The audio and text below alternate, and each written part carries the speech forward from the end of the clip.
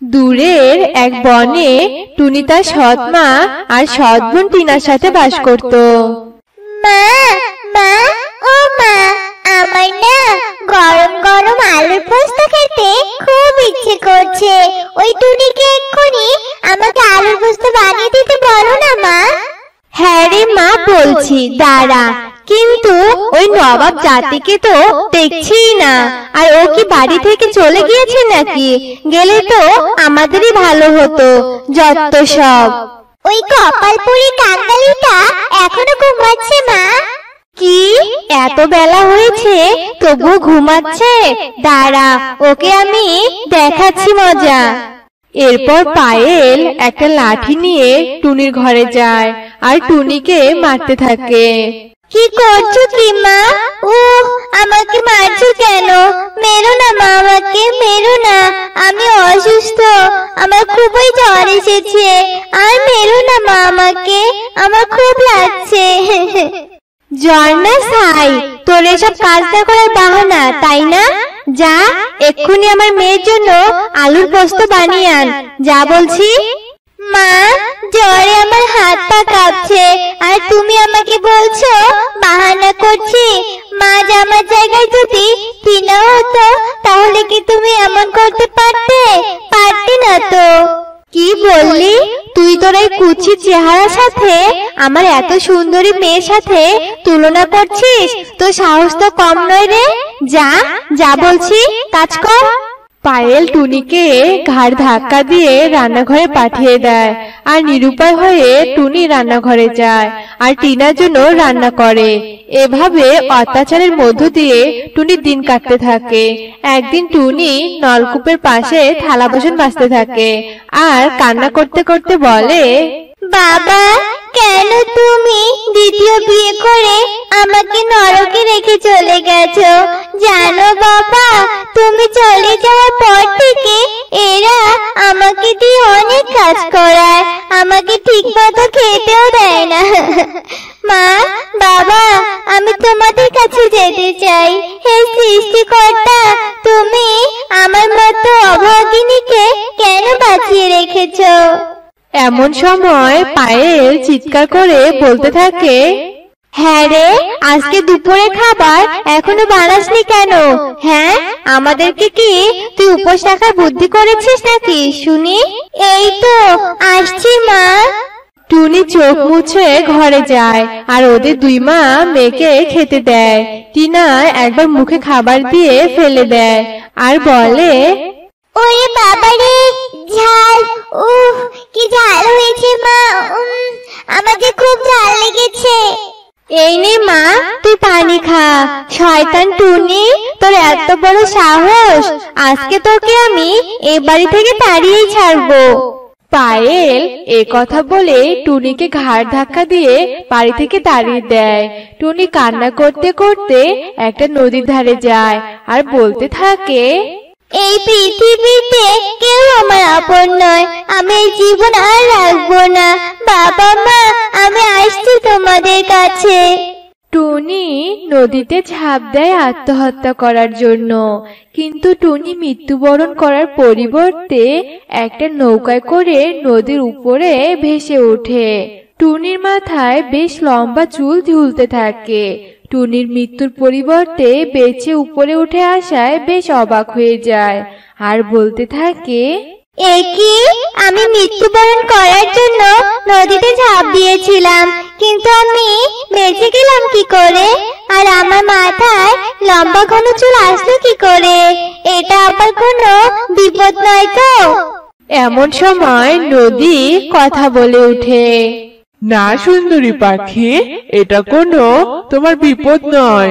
তুমি যে নদীতে ডুব দিয়েছো, এটা কোনো সাধারণ নদী নয়। ওই চুল নদী তোমাকে আশীর্বাদ স্বরূপ দিয়েছে। এই চুল তোমাকে সাহায্য করবে। চুল আমাকে সাহায্য করবে? কিন্তু কিভাবে?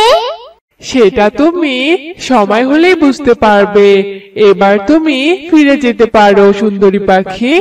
এরপর টুনি নদীর পাড়ে এসে ওঠে আর খুশি মনে বাড়িতে ফিরে যায় আর তার ঘরের আয়নার সামনে বসে। টুনি তার চুল দেখে বেশ খুশি হয় আর চুলে হাত বোলাতে থাকে। আর চুলে হাত বোলাতেই তার হাতে একটা রঙিন গোলাপ আসে। টুনি রঙিন গোলাপটা দেখে বলতে থাকে, আরে আমার চুলে তো কোনো রঙিন গোলাপ ছিল না, তাহলে এই রঙিন গোলাপটা এলো কোথা থেকে? দেখতে দেখতে টুনির হাতের গোলাপটা একটা সোনার গোলাপে পরিণত হয়। এ দেখে টুনি আরো বেশি অবাক হয়ে যায়। এই গোলাপটা তো রঙিন ছিল, তাহলে এটা সোনায় হলো কি করে? দেখি তো আর একবার চুলে হাত দিয়ে। এরপর টুনি আর একবার চুলে হাত দেয়। আবারও একটা রঙিন গোলাপ টুনির হাতে আসে।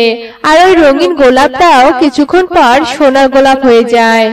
তার মানে নদী ঠিকই বলেছিল যে এই চুলি আমাকে সাহায্য করবে। এমন সময় টিনা টুনির এত লম্বা চুল দেখে ভীষণ ভয় পেয়ে যায় আর চিৎকার করে ওঠে, একি ভূত! মা, আমাদের ঘরে চুলওয়ালি ভূত এসেছে, লাঠি নিয়ে এসো মা, লাঠি নিয়ে এসো। আরে কি বলছিস কি? আমি টুনি, তোর দিদি রে। কি, তোর মাথায় এত লম্বা চুল আসলো কোথা থেকে? তুই নিশ্চয়ই আমাদের ক্ষতি করার জন্য এই চুল নিয়ে এসেছিস, তাই না? তোকে তো আজ আমরা ছাড়ছি না। কি বলছিস কি এইসব? আমার সব কথা শোন আগে। পায়েল আর টিনা টুনির কোনো কথা না শুনে টুনিকে বাড়ি থেকে তাড়িয়ে দেয়। আমি আর ওই বাড়িতে ফিরবো না। আমি আমার চুলের রঙিন গোলাপ ফুলের সাহায্যে এখানে নতুন বাড়ি বানাবো আর একা একাই বাস করব। যেই ভাবা সেই কাজ। টুনি তার চুলের রঙিন গোলাপ ফুলের সাহায্যে অনেক ধনী হয়ে যায়। এভাবেই বেশ কিছুদিন কেটে যায়। পায়েল আর টিনা একদিন টুনির বাড়ির সামনে দিয়ে যাচ্ছিল। টিনা টুনিকে ওই বাড়ি থেকে বেরিয়ে আসতে দেখে আর বলতে থাকে, মা দেখো, টুনি কত বড় বাড়ির ভিতর থেকে বেরিয়ে আসছে। কিন্তু মা, ওই এত বড় বাড়ির মালিক হলো কি করে? আমিও তো কিছু বুঝতে পারছি না রে মা। ও আবার কোনো গুপ্ত ধন টন পায়নি তো? মা, আমাদের ওর উপর নজর রাখতে হবে, জানতেই হবে রহস্যটা কি। পায়েল আর টিনা টুনির উপর নজর রাখতে শুরু করে। টুনি প্রতিদিনের মতো আজকেও আয়নার সামনে বসে চুলে হাত বোলায় আর সাথে সাথে একটা রঙিন গোলাপ ওর হাতে আসে। আর কিছুক্ষণ পর ওই রঙিন গোলাপটা সোনায় পরিণত হয়। টুনির এসব কর্মকাণ্ড লুকিয়ে লুকিয়ে ওরা মা মেয়ে দেখে ফেলে আর বলতে থাকে, মা, যে করেই হোক টুনির চুলের রঙিন গোলাপ আমাদের চাই চাই। যদি একবার আমরা ওই সোনার গোলাপ হাতে পাই তাহলে আমরা অনেক ধনী হয়ে যাব। মা, আমার কাছে একটা বুদ্ধি আছে, শোনো। এরপর টিনা পায়েলের কানে কানে বুদ্ধিটা বলে। ওরা দুজন বুদ্ধিমতো টুনির ঘরে ঢুকে আর টুনিকে তার ঘর থেকে নিয়ে একটা রশি দিয়ে বাঁধে আর বলতে থাকে, তোর চুলের রহস্য আমরা জানতে পেরেছি। যদি তুই বাঁচতে চাস তাহলে চুলে হাত বোলা আর অনেকগুলো রঙিন গোলাপ দে আমাদের, দে বলছি। তোমরা এখানেও এসেছো আমাকে অত্যাচার করতে? লোভী, অত্যাচারী! আমার কাছে যা চাইছো তা আমি তোমাদের কখনোই দিব না। টুনির এমন কথা শুনে পায়েলের ভীষণ রাগ হয়। রঙিন গোলাপ দিবি না, তাই তো? তবে মরার জন্য প্রস্তুত হ তুই। টুনি পায়েলের কথা শুনে তার মাথা চুলে হাত বোলায়। টুনির হাতে একটা রঙিন গোলাপ আসে। টুনি সে রঙিন গোলাপটা মাটিতে ফেলে দেয় আর সাথে সাথে রঙিন গোলাপটা সোনায় পরিণত না হয়ে সাপে পরিণত হয়। আরে আরে, এ তো একটা আস্ত সাপ! টিনা, বাঁচতে চাইলে পালা মা, পালা। ওরা যেই না পালাতে যায় অমনি সাপটা ওদের ছোবল মারে আর সাথে সাথে ওরা মারা যায়। আর সাপটা টুনির বাঁধন খুলে দিয়ে ওখানে অদৃশ্য হয়ে যায়। এরপর থেকে টুনি তার চুলের রঙিন গোলাপ নিয়ে অনেক সুখে শান্তিতে বাস করতে থাকে।